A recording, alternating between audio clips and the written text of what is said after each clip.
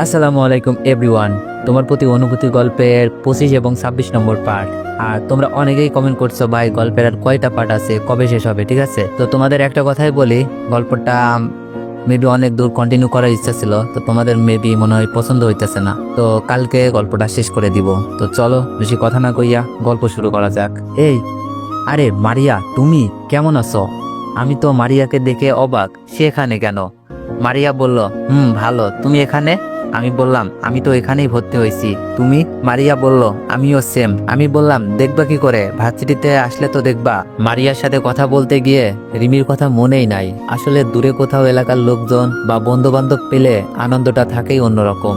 মারিয়া বলল, কেন, কি হয়েছে, আসো না কেন? আমি বললাম, বিয়ে নিয়ে খুব টেনশনে ছিলাম তাই। ও আচ্ছা, তোমার বিয়ে নাকি? বলেই মারিয়া হাসতে শুরু করলো। মারিয়া বলল, সরি, মজা ছিল। মনে মনে বললাম, আসলে এই বিয়েটা আমারই ছিল। পাশে বসে থাকা মেয়েটা আমার বউ। মারিয়া বলল, কি হলো, কিছু বলো। আমি বললাম, এখানে কোথায় উঠেছো? মারিয়া বলল, আপুর বাসায়। আমি বললাম, ও, তোমার আপুকে ঢাকাতেই বিয়ে দিয়েছিল? মারিয়া বলল, আরে না, দুলাভাই ঢাকাতে চাকরি করে তাই এখানে আসা। আমি বললাম, বাসাতে কে কে থাকে? মারিয়া বলল, আমি, আপু, আপুর ছেলে আর দুলাভাই। আমি বললাম, ও আচ্ছা, দুলাভাই থেকে দূরে দূরে থাইকো, দিনকাল ভালো না। মারিয়া বলল, আরে কি বলো, দুলাভাই তো আমাকে নিজের ভাইয়ের মতো করেই ভালোবাসে। আমি বললাম, আচ্ছা ঠিক আছে, পরে কথা হবে, বাই। আমি মারিয়ার কাছ থেকে বিদায় নিয়ে চলে আসলাম। পিছন থেকে ডাক দিল, অনেক, শোনো। মারিয়া বলল, তোমার নাম্বারটা দিবা প্লিজ? আমি বললাম, দিচ্ছি। মারিয়ার নাম্বার দিয়ে রিমির সামনে হাজির। রিমি বলল, কে ছিল মেয়েটা? রিমি তো রেগে আছে দেখছি। আমি মুখে হাসি নিয়ে বললাম, আরে সে তো আমার স্কুল ফ্রেন্ড, একই সাথে পড়তাম। রিমি বলল, ওই, তুই আমাকে বুঝাচ্ছিস কোনটা ফ্রেন্ড আর কোনটা অন্য কিছু? রিমি তুই তো গাড়ি শুরু করে দিছে। আমি বললাম, রিমি, এভাবে সবার সামনে সিনক্রেট করো না প্লিজ। সত্যি বলছি, আমরা সবাই ফ্রেন্ড ছিলাম, প্রায় 2.5 বছর পর দেখা, তাই একটু কথা বললাম। রিমি বলল, মেয়েটা যদি তোর ফ্রেন্ডই হতো আমার সাথে পরিচয় করিয়ে দিতি, কিন্তু তুই এমনটা করিসনি, কারণ মেয়েটা জেনে যাবে তোর বউ আছে। শুনেছি যত সন্দেহ তত ভালোবাসা, আর বিয়ে করার মজা তিলে তিলে পাচ্ছি। আমি বললাম, রিমি, তুমি এসব কি বলো? আমাকে কখনো দেখছো কোনো মেয়ের সাথে কথা বলতে? আচ্ছা, তোমার যখন বিশ্বাস হচ্ছে না, এখনই মেয়েটার সাথে তোমার পরিচয় করিয়ে দিচ্ছি। আমি মারিয়াকে খুঁজতে লাগলাম, নাম্বার তো নিছি, কিন্তু আমাকে দেয় নাই, তাই খুঁজতেই হবে। অনেক খুঁজেও মারিয়াকে পেলাম না। রিমি তো এবার বলবে আমি মিথ্যা বলছি। বাঁচার জন্য উপায় না পেয়ে আবার রিমির সামনে। রিমি বলল, কি ব্যাপার, মেয়েটা কই? আমি বললাম, অনেক খুঁজলাম, পাই নাই, কাল দেখা হলে শিওর পরিচয় করিয়ে দিব, তখন জিজ্ঞাসা করে নিও আমাদের সম্পর্কটা কি ছিল। রিমি বলল, আচ্ছা ঠিক আছে। যাক বাবা, কোনো মতে মানিয়ে নিলাম। ক্লাস শেষ করে বাসায় এসে ফ্রেশ হয়ে খাবার খেয়ে অফিসে গেলাম। কয়েকদিন ছুটিতে ছিলাম, কিন্তু কারণটা কি কেউই জানে না। অনেক অনেক প্রশ্ন করছে, আমি সত্যটা গোপন রেখে যাকে যেভাবে পারি বুঝিয়ে দিলাম। বন্ধু বান্ধবের অনেক প্রশ্ন। প্রথমত, ইন্টার পাশ করে 30,000 টাকার বেতনে চাকরি করে কিভাবে সম্ভব? উত্তরে, যদি কোম্পানিটা শ্বশুরের হয় তো আরো বেশি হলে সমস্যা কি? তৃতীয় প্রশ্ন, 30,000 টাকায় দুজন মানুষ চলা যায় না, আমাকে 15,000 টাকা বেতনে চাকরি দাও, আমি আমার জিএফকে নিয়ে সংসার করি। উত্তরে বললাম, চলার হলে 15,000 টাকাই চলা যায়, যদি দুজন লেখাপড়া করে। 30,000 টাকায় মনে হয় কিছুই হবে না। আর রিমি কেমন বাড়ির মেয়ে সবাই তো জানেন, যেখানে শ্বশুরের টাকায় লেখাপড়া, খাওয়া দাওয়া সবকিছুই করা যায়, তখন কষ্ট করে কম দামি ফ্ল্যাটে থাকার কি দরকার? আর সংসারের চাপ তো আছেই, তাই না? অফিস শেষ করে বাসায় আসার পর দেখি রিমি মন খারাপ করে আছে, হয়তো সকালের ব্যাপারটা নিয়ে মন খারাপ করে আছে। আমি ফ্রেশ হয়ে এসে বললাম, কি ব্যাপার রিমি, মন খারাপ কেন? রিমি বলল, অনেক, সত্যি করে বলো তো, মেয়েটার সাথে তোমার কিছু নেই? আমি বললাম, আরে বোকা মেয়ে, সত্যিই নেই, তুমি যদি চাও মেয়েটার সাথে আর কখনো কথা বলবো না। রিমি বলল, না, স্কুলের ফ্রেন্ড যখন টুকটাক কথা বলতেই পারো, আর আমার সাথে পরিচয় করিয়ে দিলেই হবে। আমি বললাম, এই তো বুঝতে পারছো। রিমি বলল, রিমির সাথে অনেকক্ষণ গল্প করে খাবার খেয়ে ঘুমোতে গেলাম।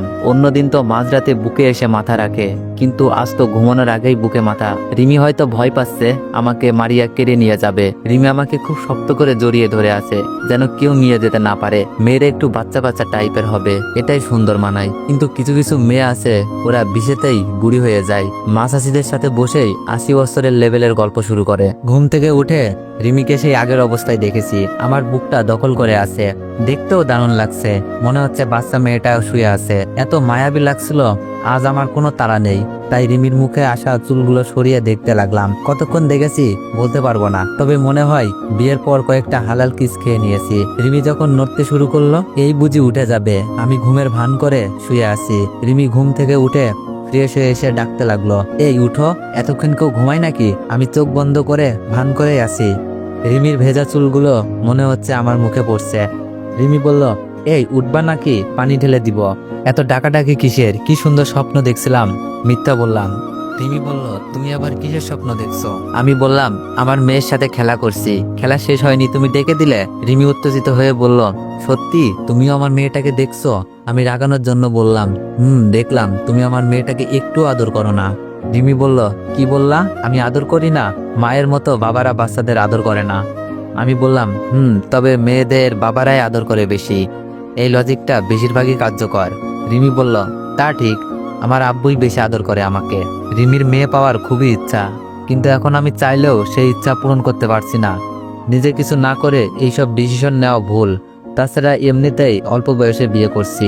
বাসায় সবকিছু ঠিকঠাক হলে বাসায় যদি বউ বাচ্চা একসাথে নিয়ে যায়, আবার নানা প্রশ্নের মুখোমুখি হব, আর রিমির লেখাপড়ারও সমস্যা হবে। ফ্রেশ হয়ে ভার্সিটিতে গিয়েই মারিয়াকে খুঁজে বের করলাম আর রিমির সাথে পরিচয় করিয়ে দিলাম। রিমি অনেক খুশি, মারিয়া তো অবাক হয়ে গেছে, তবে কথা দিয়েছে কাউকে কিছু বলবে না। এভাবে চলছিল দিনকাল, মোটামুটি ভালোই চলছে। মিথিলা যখন বিয়ে হয়ে গেছে, বাসায় যাওয়ার একটা ব্যবস্থা করতে হবে, ভিডিও খুঁজতে হবে। আম্মুকে ফোন দিয়ে আমার নাম্বারটা রেজিস্টার করতে বললাম। ভাবিও আগের নাম্বারটা জানেই, ভাবিকে নিতে বলেছি। এবার বুঝি আমার বাসায় যাওয়া হবে। মিথিলার তো বিয়েই হয়ে গেছে, আব্বুর রাগটা হয়তো তেমন কাজ করবে না। আর আমি পুরো ভিডিওটা না দেখিয়েই শেষের দিকটা এডিট করে দেখিয়ে দিলেই তো বুঝতে পারবে আমি কিছু করি নাই। আর মিথিলা দুলাভাইয়ের প্রেম নীলা নাই দেখালাম। আম্মুকে ফোন দিলাম, হ্যালো আম্মু, কেমন আছো? আম্মু বলল, ভালো, তুই কেমন আছিস? আমি বললাম, ভালো। সিমটা রেজিস্টার করেছো? আম্মু বলল, তুই এসে নিয়ে যা। কেউ জানে না সিমটা কিসের জন্য উঠাইছি, অন্য কাজের জন্য বলছি। আচ্ছা, আমি এসে ফোন দিব।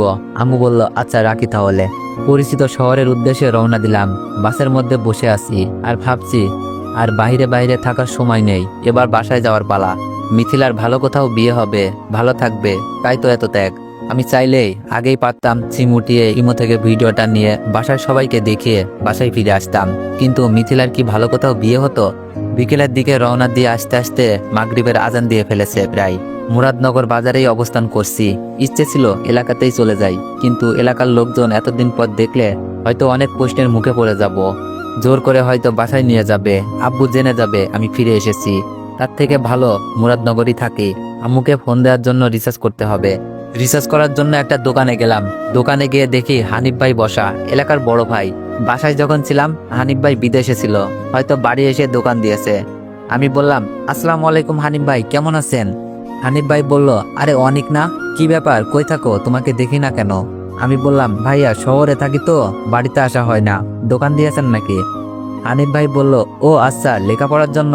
দোকান তো 1 বছর হয়েছে দিছি, ভিতরে এসে বসো। ভিতরে গিয়ে বসলাম। ভাইয়া, কিছু টাকা রিচার্জ লাগবে।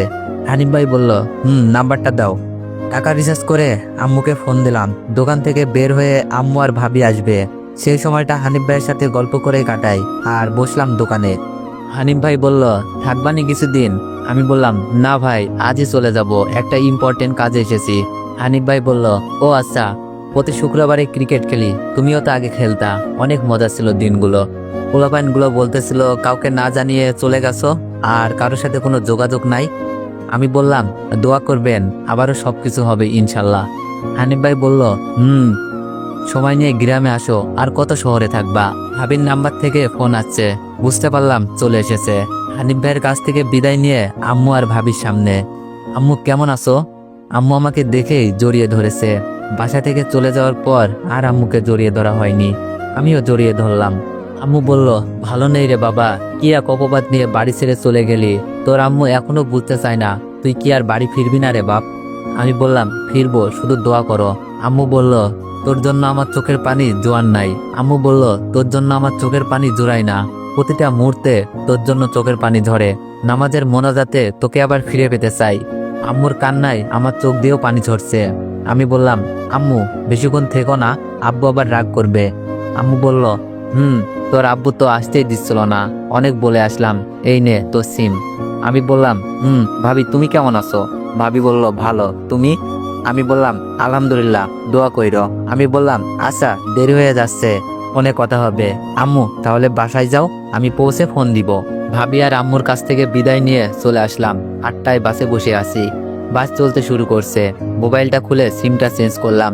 মনে যেন বাসায় ফিরে যাওয়ার স্বপ্ন জেগে উঠল। আর মনে হয় দূরে থাকতে হবে না। আব্বুর শাসন, আম্মুর ভালোবাসা, জীবন আবার রঙিন হবে। সিমটা অ্যাক্টিভ করে ইমো খুললাম। এক এক করে সবার অ্যাকাউন্ট আসতে লাগলো। দুলাভাইয়ের আইডি আসার সাথে সাথে আইডি চেক করতে লাগলাম। এ কি, ভিডিও পাচ্ছি না কেন? আগের অনেক মেসেজ আছে কিন্তু ভিডিও নেই। মনে হচ্ছে ভিডিও ডিলিট করে দিয়েছিল। মুহূর্তের মধ্যেই বাসায় যাওয়ার স্বপ্নটা ভেঙে গেল। পরিচিত অনেকের নাম্বার থেকে মেসেজ আসতে লাগলো। ইমোতে অনেকের মেসেজ, বন্ধু বান্ধব, আত্মীয় স্বজন অনেকেই। সবারই একই প্রশ্ন, আমি কোথায়? এতদিন নাম্বার বন্ধ ছিল কেন? এরকম আরো নানান প্রশ্ন। সাথে সাথে সিমটা চেঞ্জ করে নিই। এই সিমের কোনো দরকার নাই আমার। ভেবেছিলাম ভিডিও পেলে কালই বাসায় যাব আর আব্বুকে সবকিছু দেখিয়ে ভুল ভাঙাবো। এখন আমার নিজের কাছেই প্রশ্ন, আমি কি আর বাসায় ফিরবো না? চোখের কোণে জল চলে আসলো। শেষ যে আশাটা ছিল আর সেই আশাটাও ভেঙে গেল। মন খারাপ করে বাসায় গেলাম। রিমি প্রশ্ন করলো, অনিক ভিডিও কি পাইছো? আমি বললাম না, ডিলিট করে দিয়েছে। রিমি বলল, ও আচ্ছা, মন খারাপ করো না, আল্লাহর উপর ভরসা রাখো। আমি বললাম রিমি বলল, ফ্রেশ হয়ে আসো। ফ্রেশ হয়ে এসে খাবার খেয়ে কারোর সাথে কোনো কথা না বলে ঘুমিয়ে গেলাম। তারপর থেকেই বাড়ির জন্য মন খারাপ থাকতে শুরু করলো। আগে এমন লাগতো না। আর আমি ভেবে রেখেছিলাম সুযোগ বুঝে সবকিছু ঠিকঠাক হলে সিম উঠিয়ে ভিডিওটা পেয়ে বাসায় যেতে পারবো। কিন্তু এখন সেই সুযোগটাও আর নেই। তাই এখন মনটা অনেক বেশি খারাপ থাকে। দিন দিন মন ভালো ওঠে রিমির ভালোবাসা আর সাহায্য জোগানোর বার্তাগুলোতে। শুনছি আশার বিয়ে দেখছে। বাসায় বলতে পারছেন না হৃদয় ভাইয়ের কথা। এখন আমাকে নাকি বাসায় বুঝিয়ে বলতে হবে, কারণ আঙ্কেলের সাথে আমার ভালো সম্পর্ক। আর সন্ধ্যার দিকে আশাদের বাসায় গেলাম। বাসায় গিয়ে দেখি বাসা ভর্তি মানুষ। এরাই কি আশাকে দেখতে এসেছে নাকি? আঙ্কেল আন্টির সাথে কথা বলে আশার রুমে গেলাম। আশাকে মাইশা আপু সাজাচ্ছে। আমাকে মাইশা আপু দেখে বলল, বাইরে বসা রুমের ছেলেটাকে কেমন দেখলা? আমি বললাম, কোনো ছেলেই খেয়াল করি নাই তো। মাইশা আপু বলল, আশাকে দেখতে এসেছে, দেখছো না আশাকে সাজানো হচ্ছে? আমি বললাম, এত সাজানোর কি আছে? আশাকে এমনি দেখলেই চোখ কপালে উঠে যাবে। আশা বলল, এই তুই চুপ করবি? তোকে যেই কাজে এনেছি সেই কাজ কর। মাইশা আপু বলল, কি কাজে এনেছো অনিককে? আশা বলল, ভাবি আমি একজনকে ভালোবাসি, আব্বুকে বলতে হবে। আশার মুখে এই কথা শুনে মাইশা আপু অবাক হয়ে তাকিয়ে বলল, তুমি কাকে ভালোবাসো? অনিককে? আন্টি আন্টি এসে বলল, মাইশা আশাকে নিয়ে আসো। মাইশা আপুর আর শোনা হলো না কাকে ভালোবাসে আশা। আমি ওদের পিছু পিছু বাইরে আসলাম, খুব চিন্তিত। না জানি বিয়ে ঠিক হয়ে যায়। মেয়ে দেখে ছেলে পাগল প্রায়। যত তাড়াতাড়ি সম্ভব বিয়ে করতে চাই। ছেলেও ভালো চাকরি করে। আঙ্কেল একদিন সময় নিয়ে জানাবে বলেছে। ওরা সবাই চলে গেল। আশা চেঞ্জ করে আসলো। সবাই একসাথে বসে আছে। আশাকে জিজ্ঞেস করা হলো। আঙ্কেল বলল, আশা ছেলেটাকে তোমার পছন্দ হয়েছে? আশা ভয়ে কাঁপতে লাগলো আর আমার দিকে তাকাচ্ছে আর ইশারায় আমাকে বলতে বলল। আঙ্কেল বলল, কি হলো বলো? মাইশা আপু বলল, আব্বু আশা প্রেম করে। আঙ্কেল খুব রাগান্বিত কণ্ঠে বলল, কি আশা প্রেম করে? কে সে? মাইশা আপু বলল, অনিক। মাইশা আপু কি প্যাঁচ লাগালো? আমি মাইশা আপুর দিকে হা করে তাকিয়ে রইলাম। এটা তুমি কি করলা আপু? আঙ্কেল রেগে গিয়ে বলল, অনিক তুমি? আমি কাপা কাপা গলায় বললাম, না মানে আঙ্কেল আপনি ভুল বুঝছেন, আশার সাথে আমার কোনো সম্পর্ক নেই। মাইশা আপু বলল, আব্বু অনিক মনে হয় ভয় পাচ্ছে। তবে আমি এটুকু বলতে পারি অনিক অনেক ভালো ছেলে আর অনিকের পরিবারও। তো এভরিওয়ান, নেক্সট পার্টের জন্য অপেক্ষা করুন। আর তোমরা যদি চাও কালকেই গল্পটা শেষ করে দিব ইনশাল্লাহ। আল্লাহ হাফেজ।